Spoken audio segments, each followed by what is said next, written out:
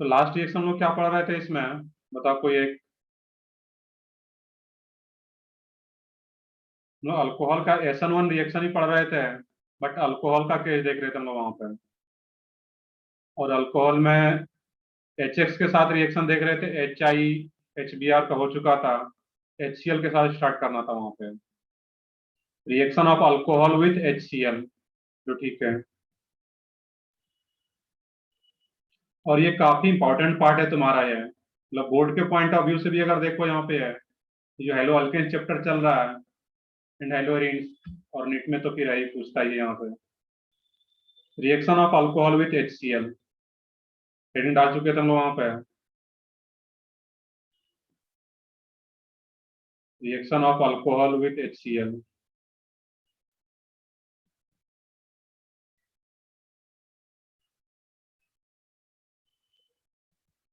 अब एक क्वेश्चन यहाँ पे तुम लोग ये बताओगे कि HI अगर था, जो कि क्लास में कर चुके हैं, HI HBr HCl और HF, इस चारों में रिएक्टिविटी ऑर्डर क्या था टुवर्ड्स अल्कोहल, अल्कोहल के साथ कौन इजिली रिएक्ट कर पा रहा था HI HBr HCl HF में से? सही ऑर्डर क्या था इसमें? HI सही है, 1 2 3 4 सही सब लोगों का आंसर। इसमें देखना था कि HI HBr जो है वो इजिली रिएक्ट कर रहा था, उसका रीजन में वो देख रहे थे कि HI एक स्ट्रॉन्गर एसिड है, दैट मीन्स ये इजिली H+ प्रोवाइड करता है, और I- स्ट्रॉन्गर न्यूक्लियोफाइल भी हो जाता है। अब यहाँ पे HI HBr तो अकेले ही रिएक्ट कर लेता था, लेकिन जब HCl के साथ रिएक्शन होता है अल्कोहल का, तो HCl अकेले रिएक्ट नहीं करता, इसके साथ कुछ कैटलिस्ट लेना पड़ता है यहाँ पे, क्योंकि इसका रिएक्टिविटी कम है HCl का as compared to HI and HBr। HCl के साथ जब रिएक्शन कराते हैं वहां पे कुछ कैटलिस्ट भी यूज करना पड़ता है यहाँ पे। यहाँ पे लोग यूज करते हैं कंसंट्रेटेड, जो HCl भी यूज करते हैं वो क्या रहता है, कंसंट्रेटेड, डाइल्यूट नहीं होता है वो, कंसंट्रेटेड HCl, और इसके साथ जो कैटलिस्ट यूज करते हैं वो रहता है एनहाइड्रस ZnCl2, एनहाइड्रस ZnCl2, और concentrated HCl and anhydrous ZnCl2 के ही कॉम्बिनेशन को बोलते हैं हम लोग लुकास रिएजेंट। काफी इंपॉर्टेंट पार्ट है, ध्यान से देखोगे, लुकास रिएजेंट। क्लियर है यहाँ पे? है तो कंसंट्रेटेड HCl एनहाइड्रस ZnCl2 के ही कॉम्बिनेशन को क्या बोले हैं, लुकास रिएजेंट। अब इसका रिएक्शन जब कराते हैं यहाँ पे हम लोग ROH अल्कोहल का, concentrated HCl and anhydrous ZnCl2, ये क्या NHY क्या आ रहा है, एनहाइड्रस ZnCl2, तो फाइनली जो कोड बनता है यहाँ पर भी RCl, प्रोडक्ट में कोई भी चेंज नहीं रहता है। और मैंने बताया भी था कि ZnCl2 है क्या यहाँ पे एज ए कैटलिस्ट काम कर रहा है यहाँ पे। देखते हैं इसका प्रॉपर मिक्सचर, देखते हैं कैसे आ रहा होगा, बट एक्चुअल में जैसे कि ब्रोमीन का केस था या आयोडीन का केस था, वहां पे क्या बनता था फाइनली RI या RBr, उसी तरीके से यहाँ पे क्या बन जाता RCl, OH को रिप्लेस करके यहाँ पे। अब इसका प्रॉपर मिक्सचर देखते हैं हम लोग कि प्रॉपर मिक्सचर क्या रहता है यहाँ पे। ROH, और इसका रिएक्शन जब, अब यहाँ पे देखना कि HCl तो है बट यहाँ पे ZnCl2 भी आ रहा है, और जब ZnCl2 है इसको बोलते हैं Lewis acid catalyst, Lewis acid catalyst. तो ZnCl2 दैट मीन Zn पे क्या चार्ज होगा, +2, यहाँ पे जो ऑक्सीजन का लोन पे ये एक्सेप्ट कर लेता है Zn यहाँ, और जैसे ही एक्सेप्ट करता है ये क्या होगा, ROH पॉजिटिव चार्ज, इस तरीके से लिखा यहाँ पे H positive charge ZnCl2 minus. बस ये एक स्टेप देखना था यहाँ पे, ये क्या रहा, ROH ZnCl2, और ये R ऑप्शन पे positive charge, H ZnCl2 negative. अब यहाँ पे सोचोगे इस केस में कि किसी भी एटम पे पॉजिटिव चार्ज आने से उसका इलेक्ट्रोनेगेटिविटी का वैल्यू क्या हो रहा है, इंक्रीज कर रहा है यहाँ पे, और जब इलेक्ट्रोनेगेटिविटी का वैल्यू इंक्रीज कर रहा है अब ये यहाँ पे बेटर लिविंग ग्रुप बन पाएगा इस केस में। क्लियर है? यहाँ पे है कि यहाँ पे HCl वीकर एसिड है as compared to HI and HBr। H plus के आने से पहले ZnCl2 क्या करता है, यहाँ पे है लिविस एसिड है कि अपना ऑक्सीजन लोन पे डोनेट कर देता है ZnCl2 को। अब जो HCl है, अब वहां का Cl माइनस ये आएगा यहाँ पे, और जैसे वो Cl माइनस आएगा तो इस R पे आकर के अटैक करेगा ये।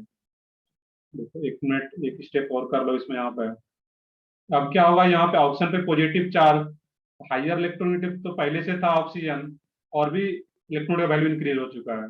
ये R प्लस, जैसे ये बॉन्ड डिसोसिएट होगा, देखिए HC अलग होता, H प्लस Cl माइनस, यहाँ पे ऑक्सीजन का इलेक्ट्रोनेगेटिविटी का वैल्यू ज्यादा है, जैसे ये बॉन्ड डिसोसिएट होगा तो R प्लस, ऑक्सीजन पे ये क्या होगा, न्यूट्रलाइज हो जाता है, ये दोनों इलेक्ट्रॉन ऑक्सीजन पे आ जाएगा। ये क्या होगा यहाँ पे OH ZnCl2 माइनस। तो पहला स्टेप क्या हो रहा है इसमें, अगर देखोगे ध्यान से तो वो तो एसिड बेस रिएक्शन है। जो फर्स्ट स्टेप है वो क्या हो रहा है, acid base reaction. Second step क्या था, यहाँ पे लिविंग ग्रुप बाहर जा रहा है, दैट मीन्स SN1 यहाँ से स्टार्ट हुआ है। अब जैसे ये R प्लस बन गया, अब जो Cl माइनस होगा HCl का, वो आकर के अटैक करेगा, और जैसे आकर के R पे अटैक करेगा, ये RCl फॉर्म हो पाता है यहाँ पे।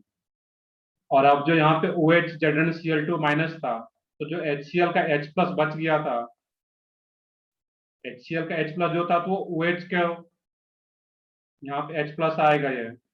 इसको मुझे ज्यादा डिटेल में देखते नहीं है यहाँ पे है, क्योंकि ये इनऑर्गेनिक प्रोडक्ट बन रहा होता है यहाँ पे,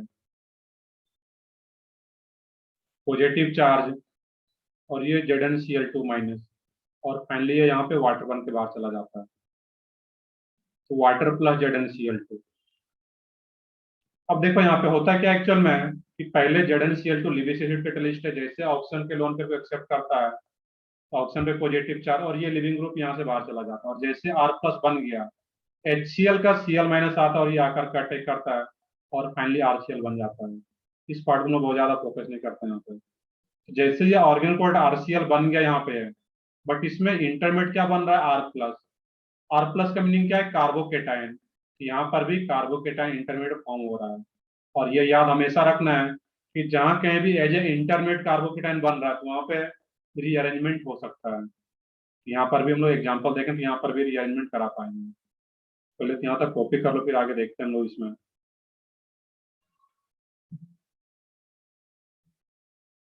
तो पहला step acid base reaction, second step ही लिविंग ग्रुप बाहर जा रहा है, यही तुम्हारा क्या रहेगा, RDS स्टेप।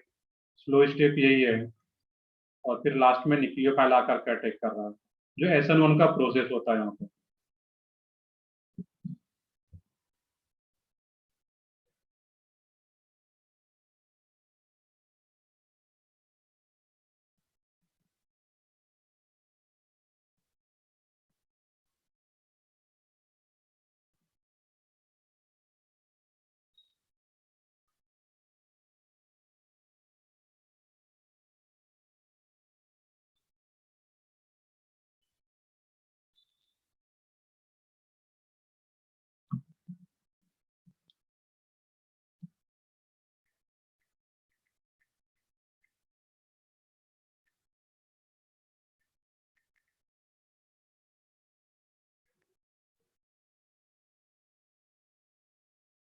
तो ठीक है, कॉपी कर लिए, इसको जल्दी से कॉपी कर लो, आगे बढ़ते हैं फिर इसमें।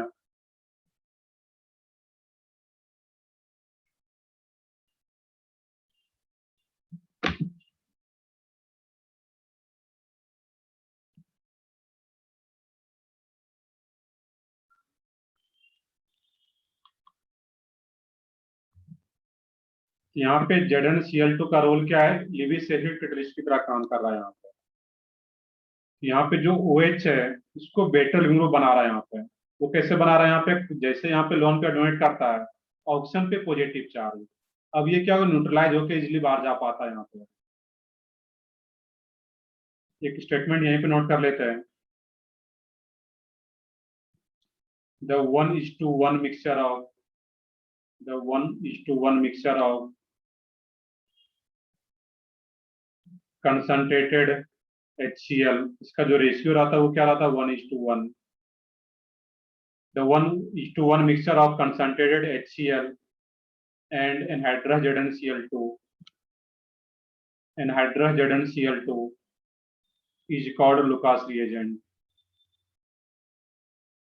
Is called Lucas reagent. Is called Lucas reagent, which is used to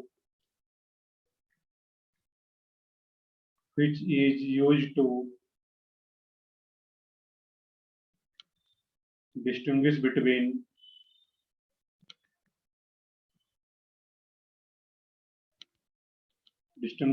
primary alcohol, 1 degree alcohol, 2 degree alcohol and 3 degree alcohol. ये काफी इंपॉर्टेंट पॉइंट है कि जो लुकास रिएजेंट का होता है यूज, देखते हैं यूज क्या रहेगा अभी आगे। तो सबसे पहले ये आ रहा है कि लुकास रिएजेंट होता क्या है। तो 1:1 mixture of concentrated HCl and anhydrous ZnCl2 को ये मिक्सचर को क्या बोलते हैं, लुकास रिएजेंट। इसका यूज क्या है, which is used to distinguish between primary alcohol, secondary alcohol and tertiary alcohol। देखते हैं इस स्टेटमेंट का क्या मीनिंग है, समझते हैं इसको अभी हम लोग।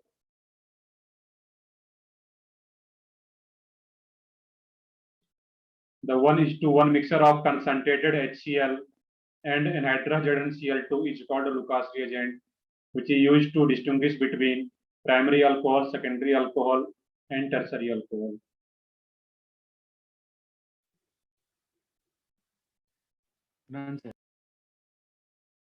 कर ले, कॉपी कर ले यहाँ तक सब लोग। Yes sir. Yes sir. Yes sir. तो ठीक है, आगे बढ़ते हैं फिर हम लोग इसमें। यहाँ पे अब यहाँ पे एक क्वेश्चन ये तुम लोग सोच के देखोगे कि यहाँ पे ये है कि आर आ रहा है, आर अगर प्राइमरी अल्कोहल रहा है यहाँ पे इस टाइप से कुछ, एग्जांपल से क्लियर होगा ये। इस टाइप से अगर कुछ आ रहा है यहाँ पे, ऐसा कुछ पूछा जाए कि reactivity of alcohol towards Lucas reagent, और उसमें 3 डिग्री ROH आ रहा हो, फिर 2 डिग्री ROH आ रहा हो वहां पर, और फिर 1 डिग्री ROH आ रहा हो। इसका रेट जो रहेगा सबसे ज्यादा किस केस में रहेगा, यहाँ पे 3 डिग्री अल्कोहल का रेट ज्यादा होगा, 2 डिग्री अल्कोहल, 1 डिग्री अल्कोहल।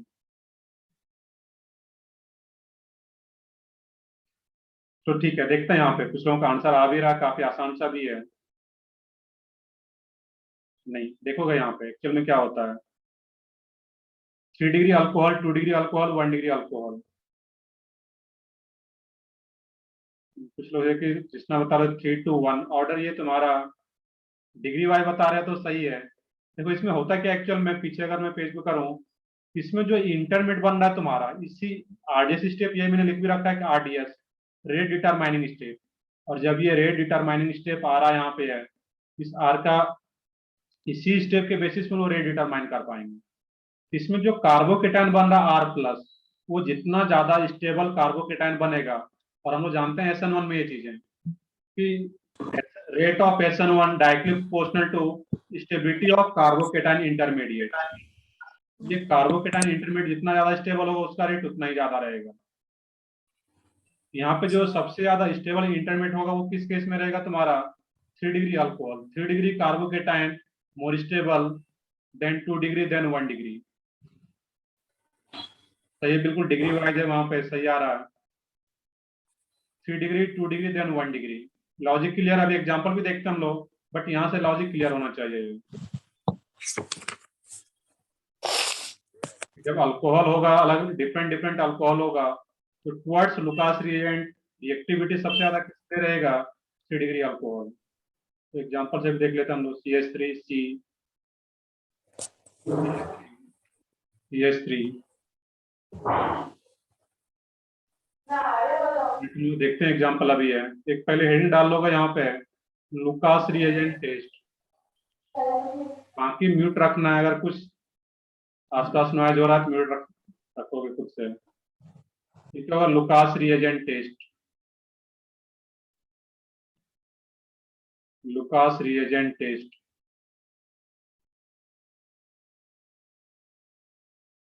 काफी इंपॉर्टेंट टेस्ट है ये लुकास रिएजेंट टेस्ट। अब इसमें अगर डिफरेंट अल्कोहल दिया रहे, CH3, OH, इसका रिएक्शन कराया है तुम्हारा यहाँ पे concentrated HCl and anhydrous ZnCl2। Next reaction हो इसमें यहाँ पे CH3 CH CH3 OH concentrated HCl anhydrous ZnCl2 anhydrous ZnCl2। Next है इसमें CH3 CH2OH प्राइमरी अल्कोहल आ रहा है यहाँ पे concentrated HCl anhydrous ZnCl2। अब यहाँ पे देखोगे तीनों एग्जांपल से क्लियरली यहाँ पे कि जब टर्सरी अल्कोहल आ रहा है यहाँ पे 3 डिग्री अल्कोहल, यहाँ पर जो OH था जब मिक्सचर देखोगे तो ये OH बाहर जा रहा था फाइनली ZnCl2 के साथ, और जैसे OH बाहर जाएगा ZnCl2 के साथ तो ये R पे पॉजिटिव चार्ज, दैट मीन्स यहाँ पे इस कार्बन पे पॉजिटिव चार्ज आएगा, इस पे पॉजिटिव चार्ज, तो सबसे ज्यादा जो रेट है वो किस में रहेगा 3 degree alcohol, than 2 degree alcohol, than 1 degree alcohol. और इसमें जो फाइनली बॉन्ड बनता था यहाँ पे कि जैसे OH बाहर जा रहा था यहाँ पे, अगर मिक्सचर देखोगे R प्लस बन रहा था और Cl माइनस आकर अटैक करता था HCl का Cl माइनस। अब क्या करोगे यहाँ पर भी फाइनली जो बॉन्ड बनेगा तुम्हारा CH3Cl कार्बोकेटायन बना, कोई रीअरेंजमेंट होना नहीं है यहाँ पे, है यहीं पे Cl आकर ऐड हो जाएगा न्यूक्लियोफिलिक सब्स्टिट्यूशन। यहाँ पर भी क्या आएगा CH3CH3Cl और इसमें क्या रहेगा CH3CH2Cl। अब यहाँ पे इंपॉर्टेंट पार्ट देखोगे कि जैसे ये कोड बन गया यहाँ पे, ये लुकास-रिएंट टेस्ट जो बोलते हैं हम लोग यहाँ पे, और इसका काम लुकास-रिएंट का काम क्या होता है कि primary alcohol, secondary alcohol, tertiary alcohol को डिस्टिंग्विश करना, उसको अलग अलग करना वहां पे। तो जब टर्सरी अल्कोहल आता है 3 डिग्री अल्कोहल होता है उस केस में, जैसे कोड बनता है यहाँ पे, हम लोग एक वर्ड यूज करते हैं इसमें गिव्स टर्बिडिटी या क्लाउडीनेस, गिव्स टर्बिडिटी या क्लाउडीनेस इमीडिएटली। देखते हैं इसका मीनिंग, समझते हैं अभी हम लोग इमीडिएटली। और जब सेकेंडरी अल्कोहल हो तो उसमें जो कोड बनता है यहाँ पे है, इसमें इसके नीचे अगर इस पे है तो यहीं पे नोट कर लेते हैं साइड में, गिव्स टर्बिडिटी या क्लाउडीनेस आफ्टर 5 मिनट्स।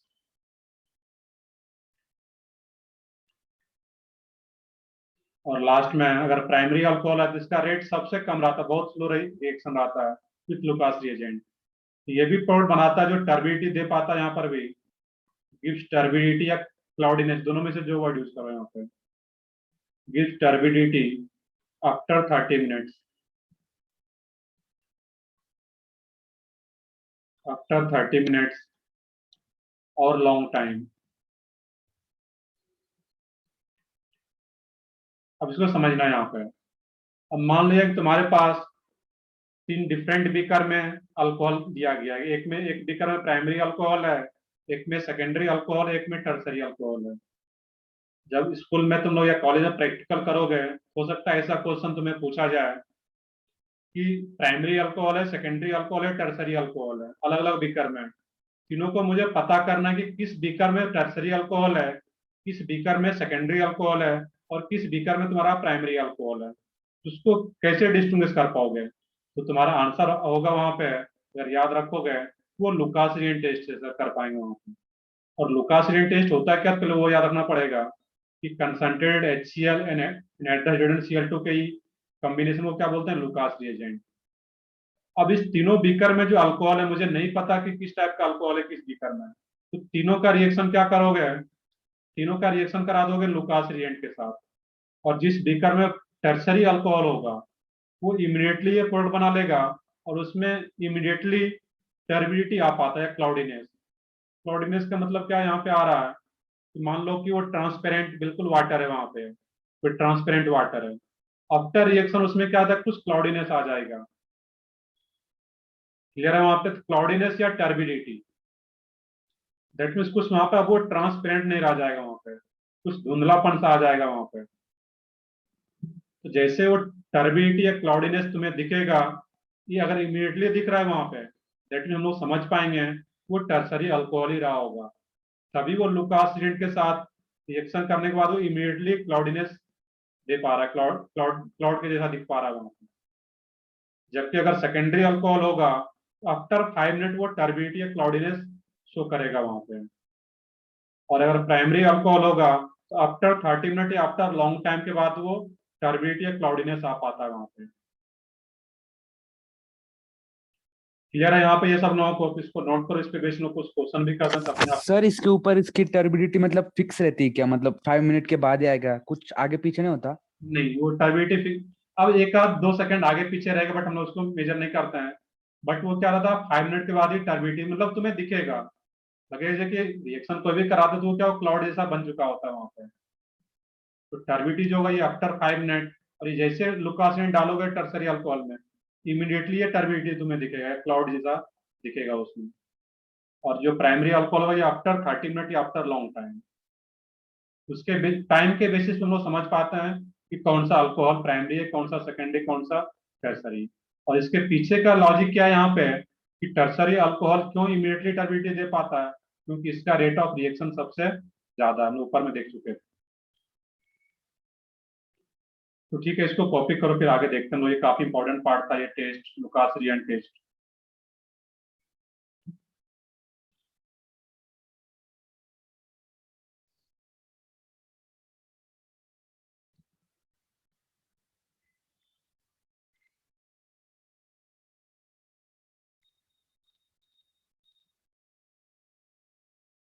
एक क्वेश्चन ऐसा भी आ सकता है कि डिफरेंट डिफरेंट अल्कोहल दिया रहे तुम्हारा, या क्वेश्चन इस टाइप से रहे, which of the following alcohol gives fastest reaction with Lucas reagent. तो फास्ट रिएक्शन किसके साथ देगा लुकास रिएजेंट, जो टर्सरी अल्कोहल होगा। लो रेट ऑफ रिएक्शन देख भी रहे हैं यहाँ पे है, या फिर वो इमीडिएटली टर्बिडिटी दे पाता है। रिएक्ट तीनों के साथ करता है यहाँ पे, ऐसा नहीं कि लुकास रिएजेंट सिर्फ टर्सरी अल्कोहल के साथ रिएक्ट करेगा। रिएक्ट तीनों के साथ करता, बट उसका टाइमिंग जो क्लाउडीनेस या टर्बिडिटी देने का टाइम रहता है वो अलग अलग हो पाता है यहाँ पे। उसी टाइम के बेसिस पे हम लोग प्राइमरी, सेकेंडरी, टर्सरी अल्कोहल को डिस्टिंग्विश कर सकते हैं यहाँ पे।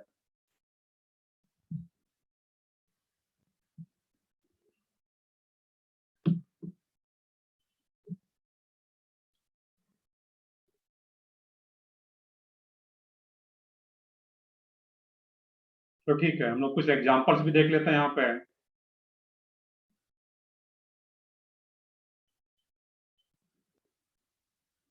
एग्जांपल देने के लिए एक नोट लिखना था यहाँ पे, तो मैं नेक्स्ट पेज पे ले लेता हूँ। इस पेज पे अभी आते हैं जो लोग नोट नहीं कर पाए हो, एक नोट लिखना यहाँ पे।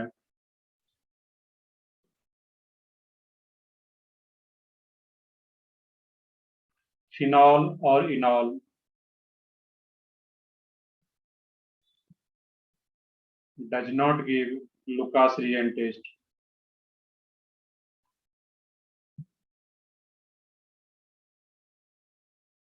लुकास रिएजेंट टेस्ट,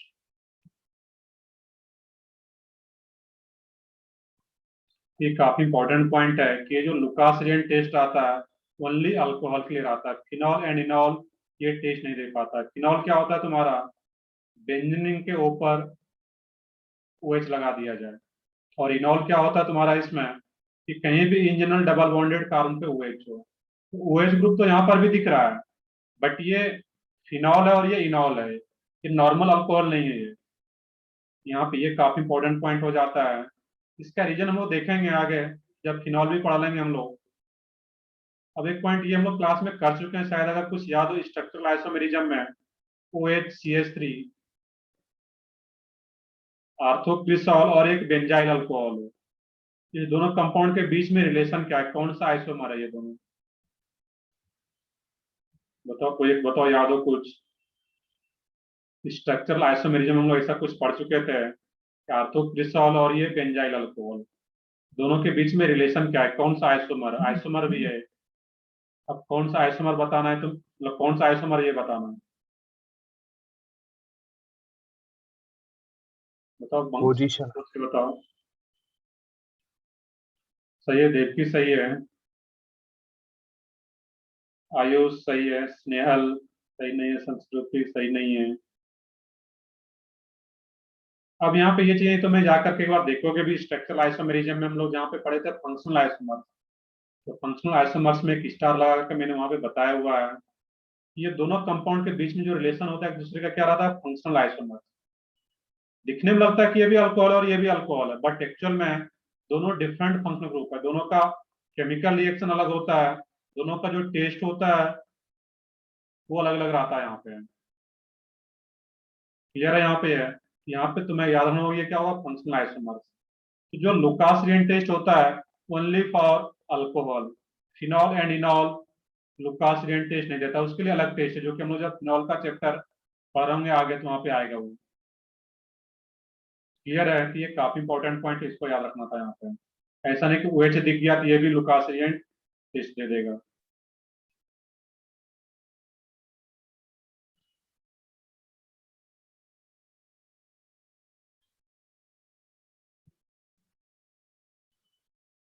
CH3CH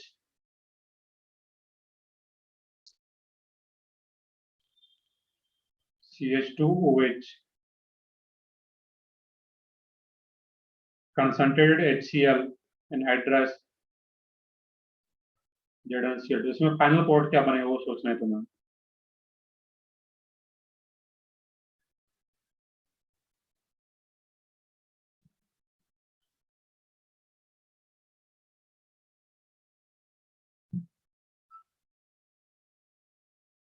ये भी सोचना है कि तुम्हारा मिक्सम एक्चुअल में क्या हो रहा है, यहाँ पे है मैंने पीछे लिख भी रखा था कि पहले कार्बोकेटाइन फॉर्म होता है देन न्यूक्लियोफाइल अटैक करता है, दैट मींस SN1। ये एक इंपॉर्टेंट पार्ट है, इसको ध्यान दोगे। CHOH और ये तुम्हारा लुकास रिएजेंट लिखा भी रह सकता है इसमें, लुकास रिएजेंट। तुम्हें खुद समझना पड़ेगा कि लुकास रिएजेंट अगर आ रहा है दैट मींस HCl और एनहाइड्रस ZnCl2 ही है वहां पर।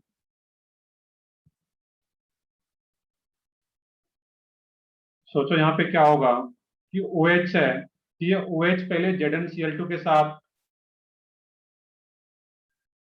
देखते हैं वहां पे जो भी आ रहा है 1 क्लोरो 1 मिथाइल प्रोपेन, देख लेते हैं क्या है वो।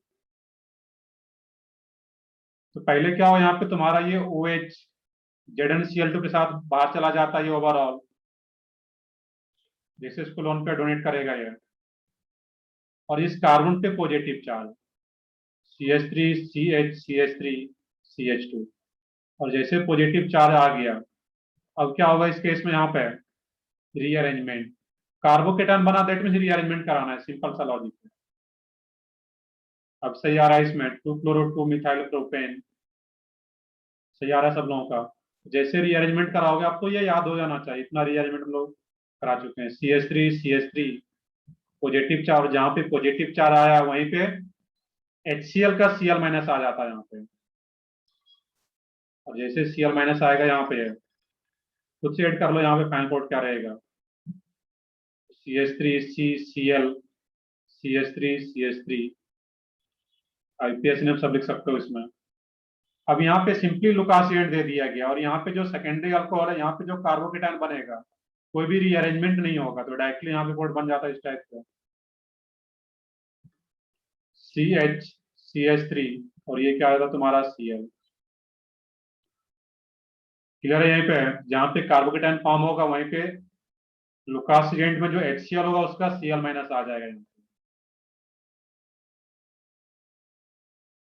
और इस टाइप का क्वेश्चन अगर जनरली पूछा जाता है कि किसके साथ लुकासिएंट फास्टेस्ट रिएक्ट करता है तो वो टर्सरी अल्कोहल, ये पॉइंट भी याद रखना है वहां पे।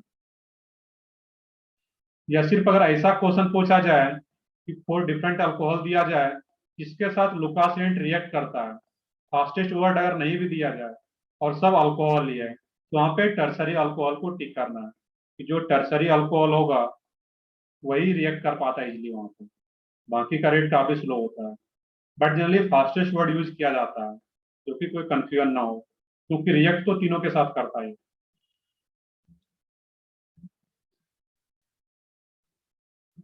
तो ठीक है, इसको कॉपी करो, फिर आगे बढ़ते हम लोग यहाँ पे है। सर फर्स्ट एग्जांपल एक बार फिर से समझाओ ना। फर्स्ट एग्जांपल में क्या है तुम्हारा, इसमें नेक्स्ट हम लोग पीछे देख रहे थे, ये Z N C L two का रोल क्या है, देखो मिक्सचर में वहां पे ऑक्सीजन अपना लोन पेयर डोनेट करता था Z N C L two, oxygen पे पॉजिटिव चार्ज आता था, और जैसे यहाँ पे पॉजिटिव चार्ज आता था, अब ये बेटर लिविंग ग्रुप बन चुका है यहाँ पे। जैसे पॉजिटिव चार्ज आती है यहाँ पे एज लिविंग ग्रुप बाहर चला गया, और जैसे ये बाहर गया था इस कार्बन पे पॉजिटिव चार्ज, और जैसे पॉजिटिव चार्ज आ रहा है यहाँ पे कार्बोकेटाइन रीअरेंजमेंट। अभी भी अगर किसी को कार्बोकेटाइन रीअरेंजमेंट में दिक्कत आ रहा है, अगर नोट्स नहीं है तुम्हारे पास, मुझे मैसेज करो तो मैं लिंक शेयर कर दूँ, तो वीडियो बहुत ज्यादा नहीं, आधे घंटे का लेक्चर है वो, उसको देख ले तो तुम्हारा कार्बोकेटाइन रीअरेंजमेंट क्लियर हो जाएगा, क्योंकि आगे भी जो पढ़ेंगे तो आगे भी रीअरेंजमेंट आना है, कार्बोकेटाइन रीअरेंजमेंट। तो कार्बोकेटाइन यहाँ पे रीअरेंजमेंट करा रहे हैं सिंपली, और बाद में जो न्यूक्लियोफाइल है Cl- वो आकर के अटैक कर रहा है इस कार्बन पे, और ये फाइनल प्रोडक्ट, और इसमें तो कोई रीअरेंजमेंट होगा नहीं, बेंजाइलिक कार्बोकेटाइन पहले से आ रहा था ये। यस सर, समझ आ गया सर। तो ठीक है, इस तरीके से जो भी रिएक्शन अगर आता है तब उसको सोच सकते हो यहाँ पे, चाहे HCl है, HI HBr जो भी है। ये हम लोग देख रहे थे अभी तक केस 1, दैट मीन्स SN1 का केस। नेक्स्ट है तुम्हारा केस 2, जो कि SN2 का केस रहा था, देखेंगे वो कैसे आता है वहां पे। तो ठीक है, आगे बढ़ते हैं, यहाँ तक कॉपी कर लिए होगे सब लोग।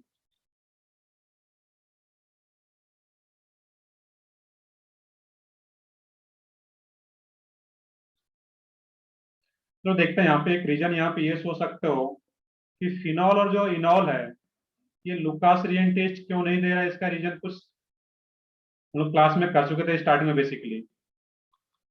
इसका जो रीजन है, यहाँ पे क्या होता है, जो OH है ये यहाँ से बाहर जाता ही नहीं है, क्यों बाहर नहीं जाए, कौन रीजन बताओगे इसका? अनस्टेबल हो जाएगा। अनस्टेबल हो जाएगा, सही है। और क्या रीजन है? एक रीजन ये है कि यहाँ पे जो पाई बॉन्ड, जो ऑक्सीजन का लोन पेयर है, इस पाई बॉन्ड के साथ क्या आ रहा है, कंजुगेशन में, और जब कंजुगेशन में हो तो यहाँ पे डबल बॉन्ड कैरेक्टर डेवलप हो जाता है ड्यू टू रेजोनेंस, और जैसे डबल बॉन्ड कैरेक्टर डेवलप हो गया तो सिंगल बॉन्ड था और ये डबल बॉन्ड बन गया, और जब डबल बॉन्ड कैरेक्टर आ जाएगा यहाँ पे ये बाहर इजिली जा ही नहीं पाएगा। अब ये डबल बॉन्ड बन गया, दैट मीन स्ट्रॉन्गर बॉन्ड, ये ग्रुप यहाँ से बाहर जा ही नहीं पाता है, दैट मीन्स। और यहाँ पर भी सेम रीजन, यहाँ का भी लोन पेयर बेंजीन के पाई बॉन्ड के साथ कंजुगेशन में है, तो यहाँ पर भी डबल बॉन्ड कैरेक्टर डेवलप होता है, ये ग्रुप बाहर जाता ही नहीं, दैट मीन्स ये लुकास रीजन टेस्ट, जो लुकास रीजन टेस्ट होता है वो शो नहीं कर पाता यहाँ पे, जबकि इसमें जो प्राइम अल्कोहल आ रहा था इजिली बाहर जा रहा था यहाँ पे। बिल्कुल सही था, वो चीज इन रेजोनेंस। क्लियर है यहाँ पे? तो ये दोनों पॉइंट याद रखना कि अनस्टेबल भी हो जाएगा, लेकिन जब वो बाहर जाएगा देन अनस्टेबल होती है, मेनली बाहर जाता ही नहीं है due to pi bond character develop, ऐसा कुछ रीजन, जब ऑप्शन आता है तो ऐसा कुछ रीजन रहेगा, क्योंकि यहाँ पे पाई बॉन्ड कैरेक्टर डेवलप हो जाता है, जिसके चलते यहाँ पे कोई भी लुकासेंट टेस्ट ये शो नहीं कर पाता है यहाँ पे। तो ठीक है, ये पॉइंट तो याद रखना है जब ऐसा कुछ क्वेश्चन आता है, और बाकी ये चीजें खुद से लिख सकते हो, ऐसा नहीं कि मैं जो भी पॉइंट मैं बता रहा हूँ अगर तुम्हें लगता है कि नोट करना है तो वो खुद से नोट करते भी जाना है। तो ठीक है, आगे बढ़ते हैं लोग इसमें, देखते हैं केस 2 पे आते हैं, एक पॉइंट और एक नोट और भी लिखोगे यहाँ पे कि following compounds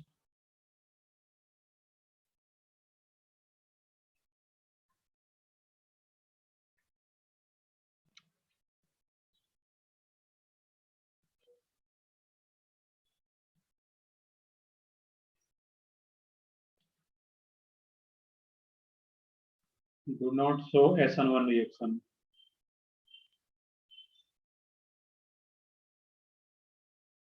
following compound do not show SN1 reaction, तो सबसे फर्स्ट आ रहा है इसमें, यहाँ पे है CH2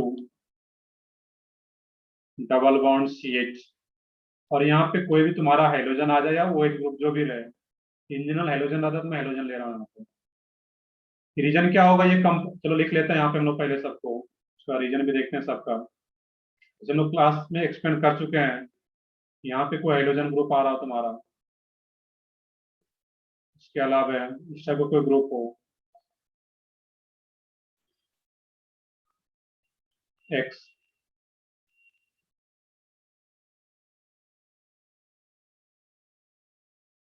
एक्स, या फिर ट्रिपल बॉन्डेड कार्बन भी हो, CH3X।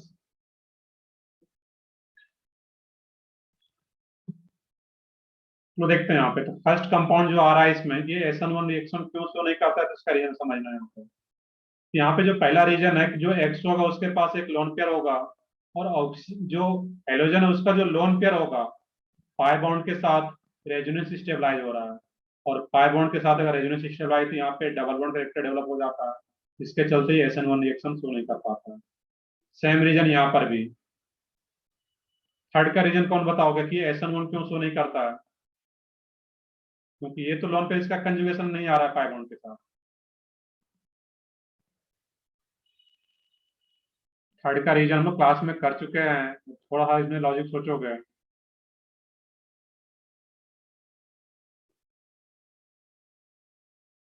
मान लो कि X माइनस यहाँ से बाहर कर दिए, और उसके बाद जो कार्बोकेटायन फॉर्म हो रहा है,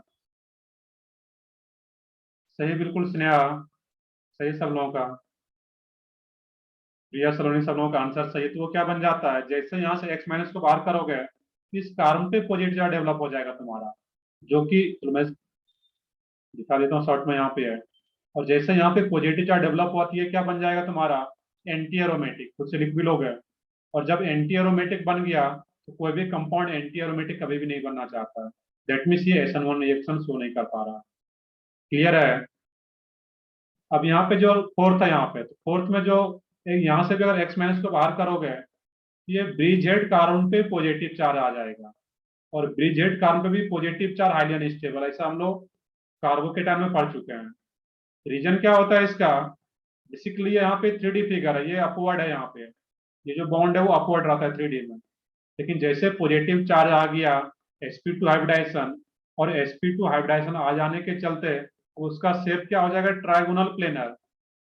sp2 hybridization that mean shape trigonal planar, but actual में ये प्लेनर हो ही नहीं पाता, ये तो 3D में है, जिसके चलते ये भी हाईली अनस्टेबल होता है। यहाँ पर भी SN1 रिएक्शन नहीं हो पाएगा। और सेम रीजन जो यहाँ पे इसका था रीजन, वही सेम रीजन यहाँ पे इसका भी है। यहाँ पर भी इसका जो लोन पेयर है, यहाँ पे ट्रिपल बॉन्डेड कार्बन के साथ पाई बॉन्ड के साथ रेजोनेंस स्टेबलाइज है, that means double bond character develop हो जाएगा यहाँ। ये रीजन खुद से लिख भी लोग है कि due to resonance double bond character is develop, so SN1 reaction is not possible. Same reason यहाँ पर भी।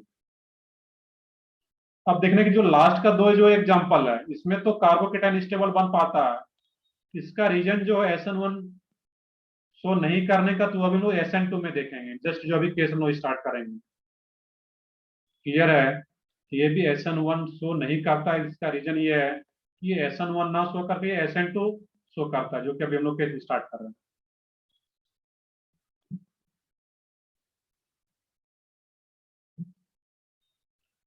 और कहीं ऑर्डर में अगर रेट कंपेयर करना हो SN1 का, और ये सब कुछ इसमें से कुछ आ रहा है यहाँ पे है, इस स्टार्टिंग के 5 में, उसका जो ऑर्डर रहेगा वो हमेशा पीछे ही रहेगा सबसे, क्योंकि ये शो ही नहीं करता SN1।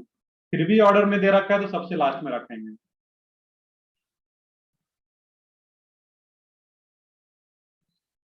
और ये काफी इंपॉर्टेंट पार्ट चल रहा है, इसमें से डायरेक्टली क्वेश्चन तुम्हारे बोर्ड में भी आ जाता है, यहाँ से है, या नीट में भी इस टाइप का क्वेश्चन है, तो बहुत ही इंपॉर्टेंट पार्ट चल रहा होता है। तो ठीक है, इसको कॉपी कर हम लोग केस 2 स्टार्ट करते हैं। तो केस 1 को हम लोग रिवाइज करें, तो केस 1 क्या था, एक बार पेज पढ़ करके देखो स्टार्टिंग में, कि केस 1 का जो स्टेटमेंट लिखे थे वो क्या था वहां पर।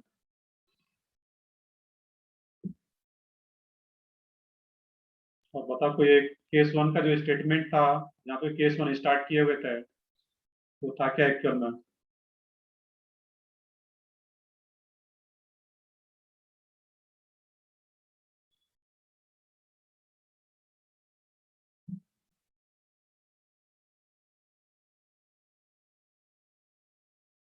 यहाँ पे लिख भी लोगे कि ये क्या होता है, जो लास्ट का दोनों केस है ये क्या होता है, यहाँ पे SN2 शो करता, ना कि SN1। हम लोग देखें तो क्लियर हो जाएगा अभी।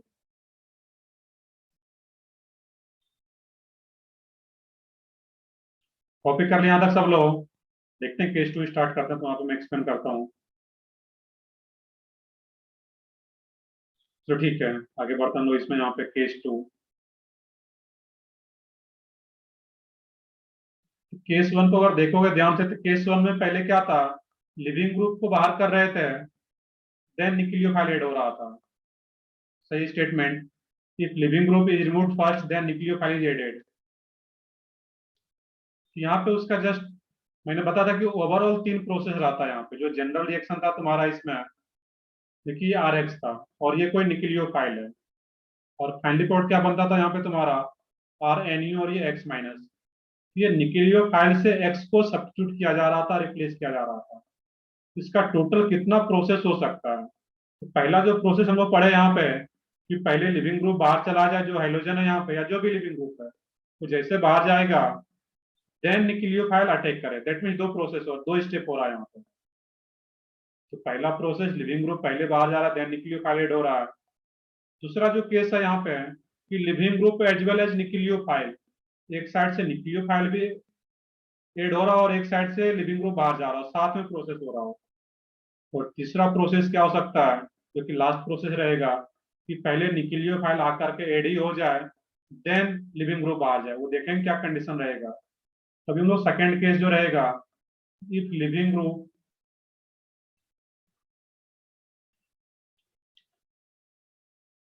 if removal of living group,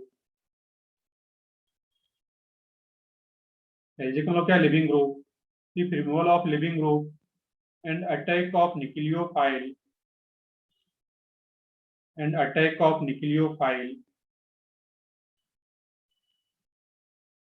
simultaneously,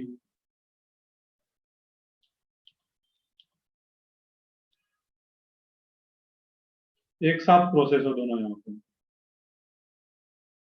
और मैंने स्टार्टिंग लेक्चर में बताया भी था कि कोई भी अगर एक कॉपी और एक पेन को मार्केट से लाना है, उसको 3 तरीके से ला सकते हैं, कि पहले कॉपी ले आए देन पेन लाए, दोनों को साथ में ला सकते हैं, या पहले पहले पेन को ही ले आए देन कॉपी को लाएंगे वहां पर। ये 3 प्रोसेस यहाँ पर भी करना है।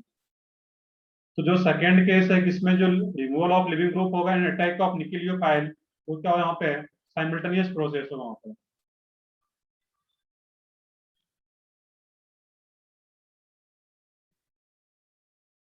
तो जो जनरल रिएक्शन था उसको मैं पहले लिख लूँ यहाँ पे कि आर एक्स। अब ये न्यूक्लियोफाइल था यहाँ पे है, और ये क्या आ रहा था finally, R N U plus X minus.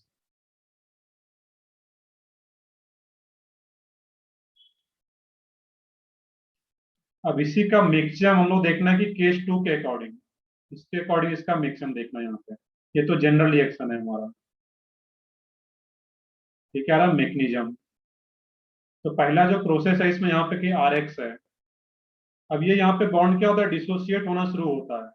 क्या कंडीशन होगा इसमें, कि किस कंडीशन में ये बॉन्ड डिसोसिएट होना शुरू होगा, तो इसमें कोई ना कोई सॉल्वेंट यूज करता है। कौन सा सॉल्वेंट यूज करें तो हम लोग इंपॉर्टेंट फीचर में लिखेंगे यहाँ पे। तो जैसे ये एक्स माइनस के फॉर्म में बाहर जाना शुरू होता है, देखो यहाँ पे, और ये जो न्यूक्लियोफाइल है यहाँ पे है, ये भी अटैक करेगा यहाँ पे। और जैसे ये आकर के आर पे अटैक करता है, कार्बन जो भी होगा, ये एक्स यहाँ से बाहर जाना शुरू होता है। ये क्या रहेगा, एनयू। ध्यान से देखना भी है, समझना भी, ऐसा नहीं सिर्फ नोट कर रहा है यहाँ पे। ये क्या होगा, एनयू।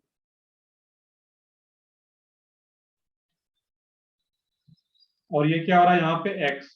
तो ये जब बॉन्ड डिसोसिएट होना शुरू होता है, इस पे कौन सा चार्ज डेवलप हो रहा होगा, एक्स पे पार्शियल नेगेटिव चार्ज। और एनयू पे भी क्या रहेगा, जो नेगेटिव चार्ज के साथ बॉन्ड का फॉर्मेशन हो रहा है, पार्शियल नेगेटिव इस पे भी। और जो आ रहा है तुम्हारा, इस पे क्या रहा था, जब ये बॉन्ड डिसोसिएट हो रहा होता है, इस पे पार्शियल पॉजिटिव, और इस पे क्या हो, ये बॉन्ड कनेक्ट भी हो रहा है यहाँ पे, एसोसिएट हो रहा है। इसके कारण यहाँ पे क्या हो, जो न्यूट्रलाइज हो जाएगा यहाँ पे ओवरऑल। यहाँ पे एक साइड से एक्स बाहर जा रहा है, डिसोसिएट हो रहा है, और इसके अपोजिट साइड से जो न्यूक्लियोफाइल है, वो बॉन्ड एसोसिएट हो रहा है आर के साथ, क्योंकि ये साइमल्टेनियस प्रोसेस है यहाँ पे। और जब भी किसी को हम लोग डॉटेड लाइन से दिखाया जा रहा है यहाँ पे, इसको हम लोग क्या बोलते हैं, इंटरमीडिएट या ट्रांजिशन स्टेट। इसको अगर डॉटेड लाइन से ट्रांजिशन। दिखा रहे हैं, इसको क्या वर्ड हम लोग यूज करेंगे, सही है बिल्कुल, वो क्या रहेगा, ट्रांजिशन स्टेट। उन्होंने दो वर्ड पढ़ा था, intermediate and transition state, TS. तो जब भी डॉटेड लाइन से दिखाया जाए तो इसको क्या बोलता है हम लोग, टीएस, कि ये ट्रांजिशन स्टेट आ रहा है। इसमें कोई भी इंटरमीडिएट फॉर्म नहीं होता है, क्योंकि ये सिंगल स्टेप प्रोसेस ही होता है, एक साथ प्रोसेस हो रहा होता है। जबकि जो केस 1 था उसमें दो स्टेप था, पहले लिविंग ग्रुप बाहर जा रहा था, देन सेकेंड स्टेप में न्यूक्लियोफाइल आकर के ऐड होता था। यहाँ पे साइमल्टेनियस प्रोसेस है, इसमें कोई भी इंटरमीडिएट नहीं फॉर्म होता है, ओनली ट्रांजिशन स्टेट इसमें फॉर्म होता है यहाँ पे। और फाइनली ये क्या होगा इसमें, ये आर एन यू फॉर्म हो चुका है यहाँ पे, और ये एक्स माइनस अब फाइनली बाहर जा चुका है। इसका जो मैक्सिमम होता है यहाँ पे है। अब इसमें ये दो स्टेप नहीं आ रहा है यहाँ पे। ट्रांजिशन स्टेट का मीनिंग मैंने बताया था, कैसा प्रोसेस हो रहा होगा, एज्यूम कर रहे हैं हम लोग, ये बॉन्ड डिसोसिएट हो रहा होगा, आर एक्स बॉन्ड, और आर न्यूक्लियोफाइल बॉन्ड एसोसिएट हो रहा होगा, फॉर्म हो रहा होगा वहां पे। ये एक्चुअल में यहाँ पे सिंगल स्टेप ही है यहाँ पे। इसका अगर हम लोग इंपॉर्टेंट फीचर की बात करें यहाँ पे हम लोग, इंपॉर्टेंट फीचर का, ये जो केस 2 है तुम्हारा, इसमें नंबर ऑफ स्टेप्स क्या आ रहा है यहाँ पे, 1, नंबर ऑफ स्टेप्स 1, ये सिंगल स्टेप रिएक्शन है।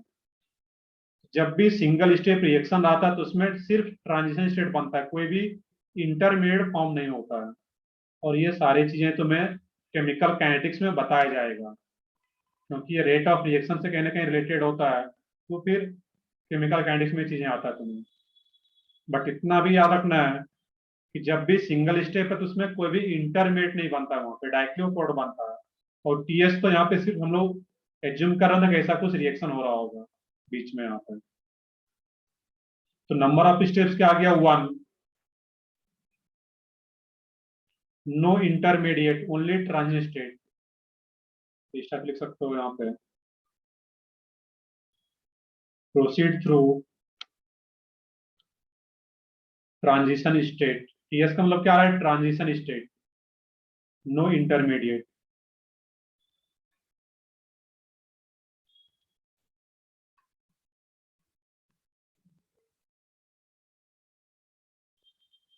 थर्ड यहाँ पे है, अब देखोगे यहाँ पे है, इसमें से स्लो स्टेप कौन सा होगा यहाँ पे। अब देखो यहाँ पे बच्चे इसमें भी कंफ्यूज होता है कि यहाँ पे एक ही स्टेप ही है, इसमें स्लो स्टेप की हम लोग बात ही नहीं करेंगे, वही एक स्टेप ही स्लो स्टेप है। ये स्टेप हम लोग दिखा रहे हैं यहाँ पे, बट एक्चुअल में ये सिंगल स्टेप ही है। ऐसा नहीं कि सर आप दो एरो लगा रहे हैं कि यहाँ पे और एक यहाँ पे, ये दो स्टेप नहीं है, सिंगल स्टेप ही है। ये यही सिंगल स्टेप है तो यही स्लो स्टेप है, और यही आरडीएस भी है तुम्हारा। जब दो स्टेप होता है तभी तुम लोग डिसाइड करते हैं कि कौन सा स्टेप स्लो है कौन सा फास्ट है। सिंगल स्टेप है तो यही स्लो है, और यही क्या होगा, आरडीएस। और जो आरडीएस स्टेप होता है उसी स्टेप के बेसिस पे हम लोग एक रेट लॉ इक्वेशन लिखते हैं, रेट लॉ इक्वेशन। जैसा हम लोग इंपॉर्टेंट फीचर SN1 में देख रहे थे, वैसा ही कुछ केस 2 में यहाँ पर भी हम लोग स्टार्ट कर रहे हैं। तो रेट लॉ इक्वेशन, और जो रेट लॉ इक्वेशन लिखते हैं हम लोग यहाँ पे है, वो क्या होता है, R equal to K into concentration. Are क्या, रेट ऑफ रिएक्शन, के क्या होता है, रेट कांस्टेंट, स्टार्टिंग में देख चुके थे। K into concentration of R X, जो आर एक्स आ रहा है यहाँ पे इसका कंसेंट्रेशन, जो सबस्ट्रेट है। और इसी स्टेप में न्यूक्लियोफाइल भी इन्वॉल्व है यहाँ पे, इसी सिंगल स्टेप में साथ में प्रोसेस हो रहा है, तो न्यूक्लियोफाइल भी और जो आर एक्स अल्काइल हाइड्राइड ये भी साथ में प्रोसेस हो रहा है, तो दोनों का कंसेंट्रेशन लेना है। इसका जो रेट लॉ इक्वेशन होता है, R equal to K into concentration of R X into concentration of nucleophile. ये कुछ इक्विलिब्रियम में जो लिखते हो तुम लोग केसी या केपी, उसके जैसा कुछ आ रहा है। बट यहाँ पे प्रोडक्ट से कोई भी लेना देना नहीं होता, यहाँ पे ओनली किसका कंसंट्रेशन लेते हैं, रिएक्टेंट का, जो तुम्हारा सबस्ट्रेट एंड अटैकिंग रिएक्टेंट है उसका। और वो भी जो स्टेप आरडीएस होता है उसी स्टेप के बेसिस पे रेट लॉ इक्वेशन लिखते हैं यहाँ पे हम लोग। अब यहाँ पे देखोगे कि जो यहाँ पे दो टर्म अब आ जाता है, ऑर्डर। तो ऑर्डर एक एक्सपेरिमेंटल वैल्यू है जो मैंने पहले बता रखा है, एक्सपेरिमेंटली डिटरमाइंड होता है, बट यहाँ के पावर में जो यहाँ पे जो पावर में आता है और इस दोनों के पावर का जो सम होता है वो ऑर्डर हम लोग लिखते हैं यहाँ पे। बट यहाँ पे हम लोग ऑर्गेनिक केमिस्ट्री पढ़ना है, फिजिकल नहीं पढ़ना है यहाँ पे, तो 1 और 1 एज्यूम करके चलते हैं, तो ये ऑर्डर क्या आ जाएगा 2।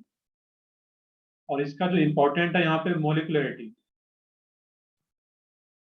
तो मोलिकुलरिटी एक थ्योरेटिकल वैल्यू है जो कि रेट लॉ इक्वेशन को देख करके बता सकते हैं किसका मोलिकुलरिटी क्या आ रहा है। इस रेट लॉ इक्वेशन में कितना मोलिकुल्स इन्वॉल्व है यहाँ पे, सोच के बताओ तुम लोग। 2, 3 नहीं है वहां पे, 2 ही है वहां पे। एक तो क्या आ टू गया सर। तुम्हारा इसमें, यह कि क्या है तुम्हारा रेट कांस्टेंट, तो मोलिकुल्स तुम्हारा दो ही है, RX अल्काइल हैलाइड एंड निक्लियोफाइल। तो के तो क्या है तुम्हारा रेट कांस्टेंट, इसको लिख भी लोगे, जैसे मैंने स्टार्टिंग में लिख रखा था केस 1 में। और आर क्या तुम्हारा रेट ऑफ रिएक्शन, खुद से लिख लो इसको, रेट ऑफ रिएक्शन। यहाँ पे दो ही मोलिकुल्स आ रहा है इस रेट लॉ इक्वेशन में, एक RX और एक निक्लियोफाइल। इसका जो मोलिकुलरिटी हो जाएगा 2। क्लियर है। और मोलिकुलरिटी 2 किसका आ रहा है, इसके सेकंड का मोलिकुलरिटी 2 आ रहा है तुम्हारा इसमें। और मोलिकुलरिटी 2 का मीनिंग क्या होता है, बाई मोलिकुलर। मोलिकुलरिटी का ब्रैकेट में यहाँ पे लिख लेते तुम लोग कि मोलिकुलरिटी 2 का मीनिंग क्या है, बाई मोलिकुलर।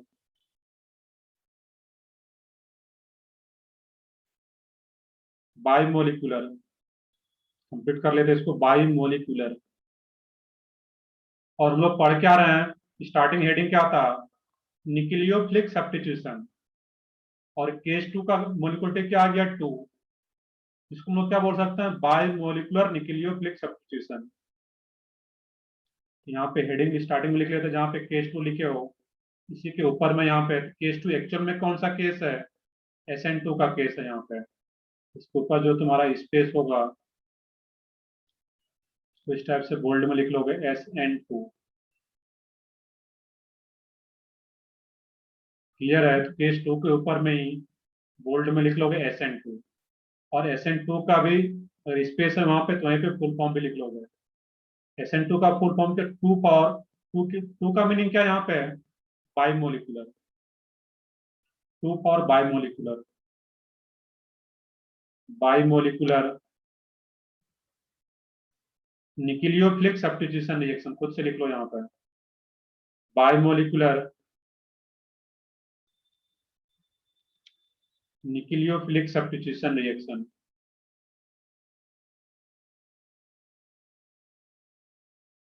और SN1 का फुल फॉर्म क्या था, 1 फॉर यूनिमोलिकुलर।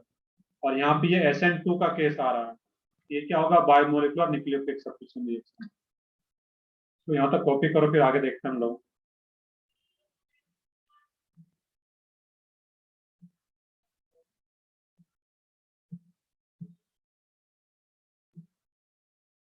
तो काफी आसान सा पार्ट है, सिर्फ क्लास को अगर रेगुलरली अटेंड करते रहोगे, ध्यान से सुनते रहोगे, ये सारी चीजें तुम्हें याद हो जाए क्लास में ही।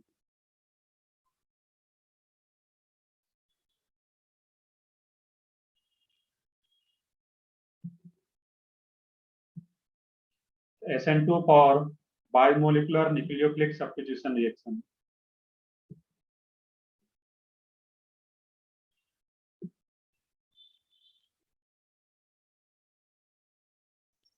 अब देखो इसको उल्टे तरीके से सोचना है, यहाँ पे हम लोग केस 2 लेकर के देख रहे थे, और वो कौन सा केस आ गया एक्चुअल में, SN2 का केस। हम वो अब यहाँ पे ये बोलेंगे कि SN2 reaction single step reaction होता है, जबकि SN1 रिएक्शन कैसा था, 2 स्टेप रिएक्शन था। SN2 सिंगल स्टेप रिएक्शन है, यहाँ पे है, नंबर ऑफ स्टेप्स में क्या होता है SN2 में 1। और SN2 में कोई भी इंटरमीडिएट नहीं फॉर्म होता है यहाँ पे, ओनली ट्रांजिशन स्टेट के थ्रू ये रिएक्शन प्रोसीड करता है। और इसका ये rate law equation.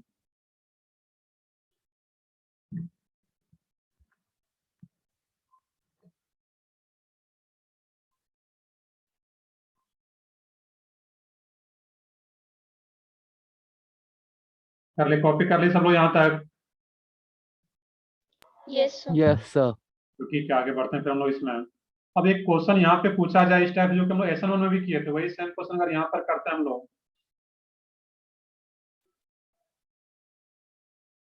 If concentration of alkyl halide, if concentration of alkyl halide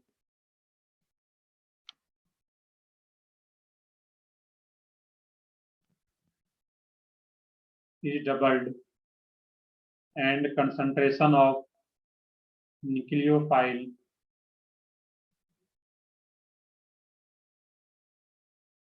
is also doubled,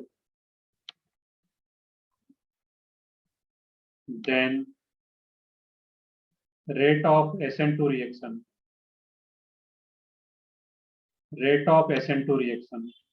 क्या होगा? वो डबल होगा, 4 टाइम्स होगा, अनचेंज रहेगा, क्या रहेगा?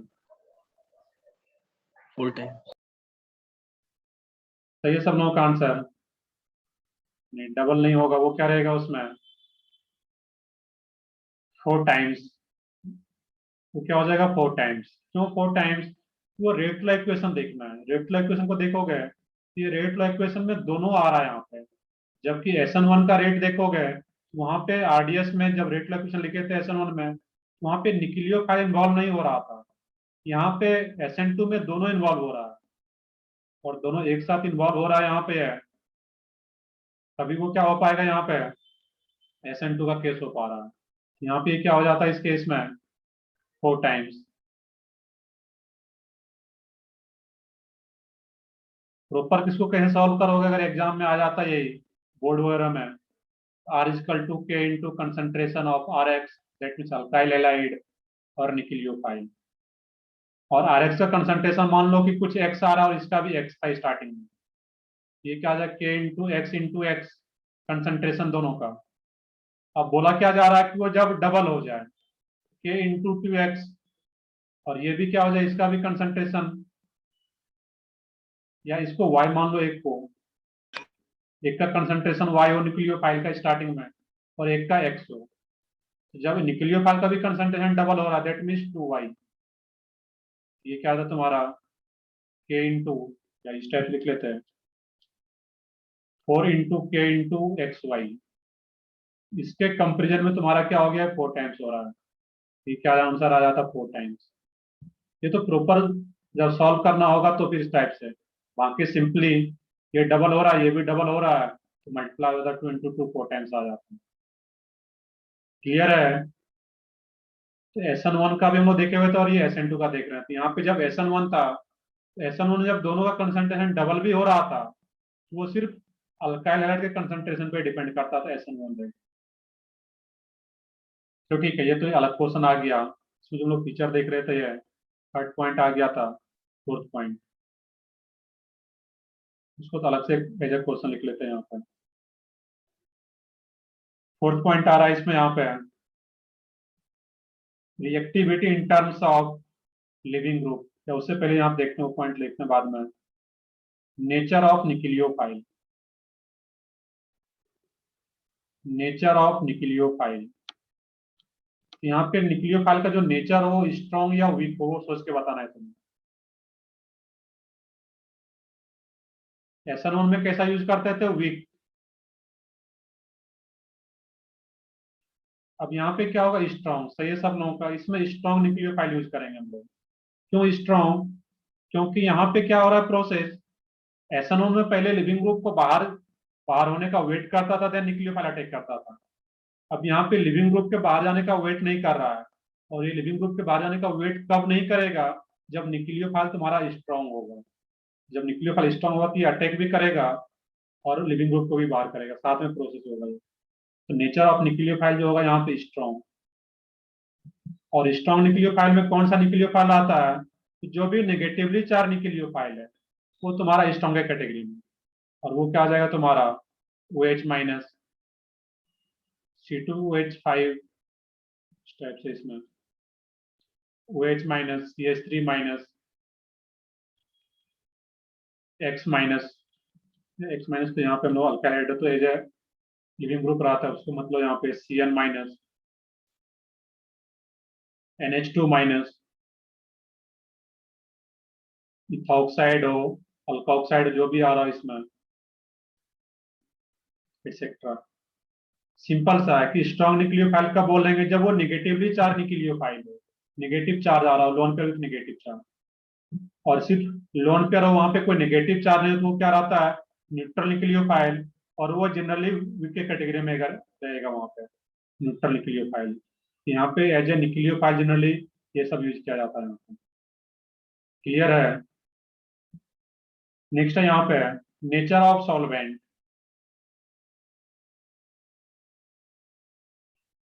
नेचर ऑफ सॉल्वेंट, यहाँ पे जो सॉल्वेंट का नेचर होता है वो रहता है polar aprotic solvent. Polar aprotic solvent, देखते हैं इसका रीजन क्या है। पोलर अप्रोटिक सॉल्वेंट ही क्यों यूज करते हैं यहाँ पे? अब पोलर अप्रोटिक सॉल्वेंट का एग्जांपल तुम लोग कुछ बताओ, इसमें हम लोग क्लास में कर चुके हैं। पोलर अप्रोटिक सॉल्वेंट का कुछ एग्जांपल।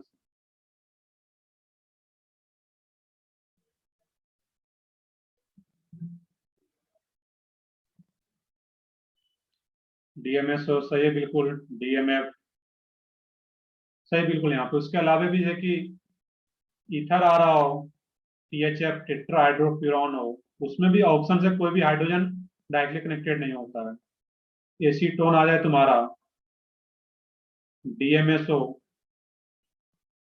DMF, ये सब तुम्हारा क्या रहा? Polar aprotic solvent. क्यों यूज करते हैं तो देखते हैं भी रीजन, बट पहले तो एग्जांपल याद हो यहाँ पे। और नीट में कई बार या जेई में भी पूछते रहता है, डायरेक्टली वहां पे दे दिया कि तुम्हें DMF as a solvent, DMSO as a solvent.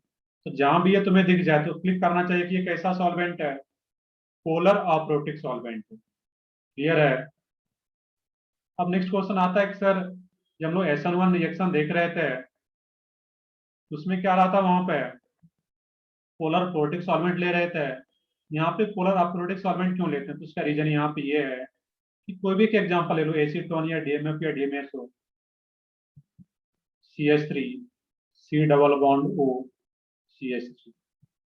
चलो ये हम लोग रीजन तो समझते हैं, पहले तो ये सोच के बताओ, कोई अनम्यूट करके बताओ इसमें कि SN1 में पोलर प्रोटिक क्यों यूज करते थे? ये कौन बताओगे इसका रीजन? SN1 रिएक्शन में पोलर प्रोटिक ही क्यों यूज करते थे? Ion dipole interaction. सही है वहां पे। तो उसका रीजन ये था, उसमें जो कैटायन बनता था R+ और X- दोनों को स्टेबलाइज करता था बाय आयन डाइपोल इंटरेक्शन। जो कि वाटर था, वाटर में क्या था, उसका नेगेटिव पार्ट कैटायन को स्टेबलाइज कर रहा था और इसका जो पॉजिटिव पार्ट था वो एनायन को स्टेबलाइज करता था बाय आयन डाइपोल इंटरेक्शन। तो वाटर जो था जब भी पोलर प्रोटिक सॉल्वेंट होगा उसका दोनों पार्ट से वो इंटरेक्टेड हो पाता था कैटायन एंड एनायन। लेकिन यहाँ पर जब देखोगे इस केस में, इसमें क्या रहता है, पार्शियल नेगेटिव चार्ज और इस पे पार्शियल पॉजिटिव चार्ज। अब यहाँ पे पोलर अप्रोटिक सॉल्वेंट यूज करने का रीजन ये है, इसमें जो पार्शियल नेगेटिव चार्ज है यहाँ पे, चाहे एसीटोन लो चाहे DMSO लेते, यहाँ पे सल्फर आ जाता है, यहाँ पे H डबल बॉन्ड लो, कोई भी अगर यूज करो तो इसमें जो पार्शियल नेगेटिव वाला पार्ट है वो तो क्राउडेड नहीं है, बट जो पार्शियल पॉजिटिव वाला पार्ट आ रहा है यहाँ पे वो क्या आ रहा है, इसमें क्राउडेड आ रहा है, समझोगे ध्यान से। और अगर ये क्राउडेड आ रहा है यहाँ पर,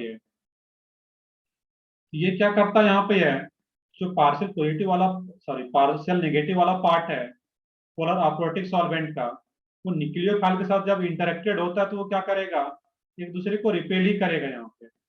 और जब एक दूसरे को रिपेल ही करता है यहाँ पे है तो जो इसका न्यूक्लियोफिलिसिटी रहता है वो और भी इंक्रीज कर जाता है यहाँ पे। दूसरा तरीका सोचने का इसका यहाँ पे, इस पे जो निगेटिव चार्ज आ रहा है, स्ट्रॉन्ग न्यूक्लियोफाइल है, अब इसका जो पार्शियल पॉजिटिव वाला पार्ट है ये क्राउडेड पार्शियल पॉजिटिव आ रहा है यहाँ पे, crowded partial positive charge, partial positive charge. और जब ये पार्शियल पॉजिटिव चार्ज जो आ रहा है क्राउडेड अगर आ रहा है यहाँ पे, ये न्यूक्लियोफाइल जो आ रहा है उससे इंटरेक्ट नहीं कर पाएगा। ये पार्शियल पॉजिटिव वाला जो पार्ट है ये क्राउडेड है, ये न्यूक्लियोफाइल को अप्रोच नहीं कर पाएगा इसका पॉजिटिव पार्ट, क्योंकि ये तो क्राउडेड है। और जब क्राउडेड होने के चलते ये इस नेगेटिवली चार्ज न्यूक्लियोफाइल को अप्रोच नहीं कर पाएगा, दैट मीन्स इसका न्यूक्लियोफिलिसिटी मेंटेन रह पाएगा OH- का। जबकि जो वाटर आ रहा है, जब पोलर प्रोटिक सॉल्वेंट यूज कर लेते इस केस में, इसका जो पॉजिटिव पार्ट है वो न्यूक्लियोफाइल को सराउंड कर लेगा, इंटरेक्ट कर लेगा इसके साथ, दैट मीन्स जो न्यूक्लियोफाइल का न्यूक्लियोफिलिसिटी होगा उसको कम कर देगा। अब स्ट्रॉन्ग न्यूक्लियोफाइल नहीं रहने देगा। In case of polar protic, क्योंकि इसका पॉजिटिव पार्ट भी बिल्कुल फ्री है, लेकिन जो पोलर अप्रोटिक सॉल्वेंट है इसका पार्शियल पॉजिटिव पार्ट जो होता है वो क्राउडेड होता है, और जब ये क्राउडेड रहती है निगेटिवली चार्ज जो न्यूक्लियोफाइल है उससे इंटरेक्ट नहीं हो पाता है, सिर्फ इसका निगेटिव पार्ट इससे इंटरेक्ट होता है, और निगेटिव पार्ट जब इंटरेक्ट होता है इसका न्यूक्लियोफिलिटी और इंक्रीज ही कर जाता है बाय रिपल्सन। क्लियर है यहाँ पे, और इसका पॉजिटिव पार्ट इससे इंटरेक्ट नहीं कर पाता, दैट मीन्स न्यूक्लियोफिलिटी को कम नहीं कर पाएगा ये, और इसमें चाहिए भी क्या, स्ट्रॉन्ग न्यूक्लियोफाइल चाहिए होता है यहाँ पे। क्लियर ये पॉइंट यहाँ पे सब लोगों को, किसमें पोलर अप्रोटिक सॉल्वेंट ही क्यों यूज करते हैं, तो सिंपल सा रीजन याद रखना है सर, जब पोलर अप्रोटिक सॉल्वेंट यूज करेंगे इसका जो पार्शियल पॉजिटिव पार्ट होता है वो क्राउडेड होता है, जिससे कि न्यूक्लियोफाइल इससे इंटरेक्ट नहीं हो पाता है, दैट मीन्स का न्यूक्लियोफिलिसिटी मेंटेन रह पाता है, जो स्ट्रॉन्ग न्यूक्लियोफाइल है यहाँ पे। तो इसको नोट भी करो और ये फिगर को दिखा भी लोगे यहाँ पे है इस तरीके से यहाँ पे कि क्राउडेड पार्शियल पॉजिटिव चार्ज है, दैट मीन्स लिख भी लोगे such that nucleophile does not interact with positive part of polar aprotic solvent, क्योंकि ये क्राउडेड है यहाँ पे। अपने लैंग्वेज में लिख लो इसको, जैसे भी इसको नोट करना है समझ गए तो। बाकी रीजन बहुत ज्यादा नहीं पूछा जाता, बट रीजन को अच्छा क्वेश्चन हो उसको यहाँ पे सिंपल सा लॉजिक है याद रखना।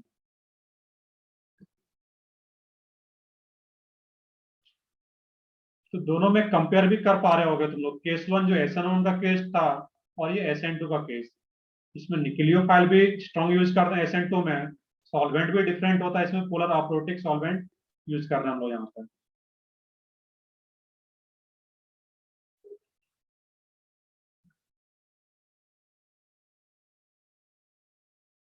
तो ठीक है, इसको कॉपी करो यहाँ पे, इसका और भी कुछ इंपॉर्टेंट पॉइंट है, जितना हम लोग फीचर लिखे थे SN1 में सारा फीचर यहाँ पर भी आएगा तुम्हारा, इसको फिर हम लोग नेक्स्ट क्लास में कंटिन्यू करते हैं। बट ये काफी इंपॉर्टेंट पार्ट है, आसान सा पार्ट है, लेक्चर अगर प्रॉपरली अटेंड करते रहोगे चीजें अपने आप सेट हो जाएगा माइंड में।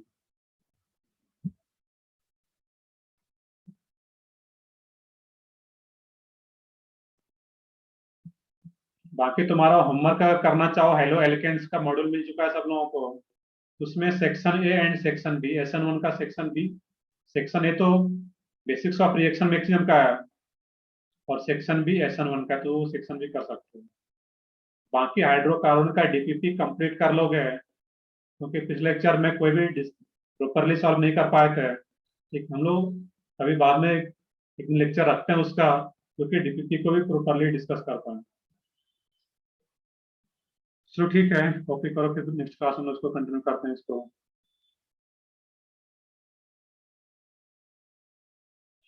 केमिस्ट्री का हाईएस्ट मार्क्स क्या है, 144 या 145 था, 144।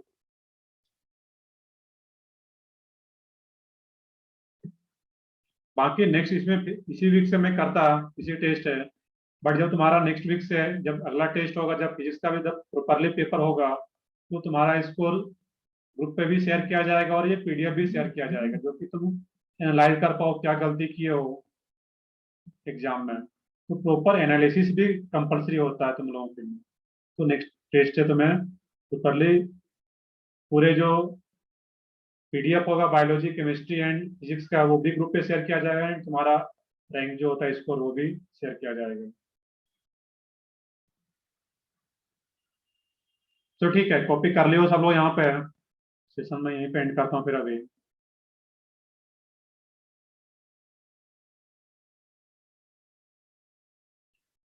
ओके।